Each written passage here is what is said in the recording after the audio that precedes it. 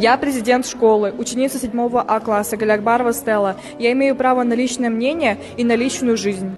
Здравствуйте, я Батагулова Адина, ученица 7 Б класса школы-лицея номер 1 имени Талгата Бигельдинова.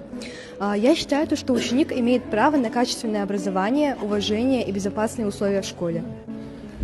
Я Ханапи Даниал, ученик 7 Б класса школы-лицея номер 1 имени Талгата Бигельдинова. Я считаю, что у каждого ребенка есть право на образование, защиту и семью.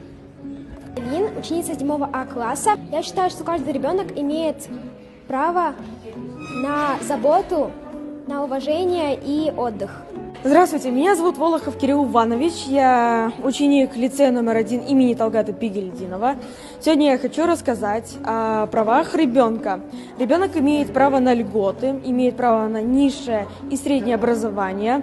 Также он имеет на медицинскую и юридическую помощь. 5 Г. Шаталов Константин. Мои права и обязанности.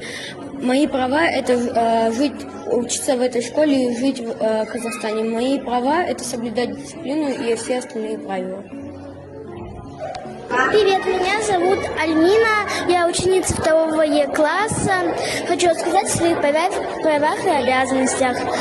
У меня правах и обязанности – это у меня есть права на учебу, на внимание родителей, Всем привет, меня зовут Пилипенко Владислав, я учусь в 7 классе. Я считаю, что мои права – это получать образование от государства, получать медицинскую помощь от государства, также защиту от государства, чтобы при любой непонятной ситуации Я ученик 6 Д класса, случайно Денис Денисович. Имею право на бесплатное обучение, бесплатные секции, помощь учителям и ученикам и на развитие своей личности.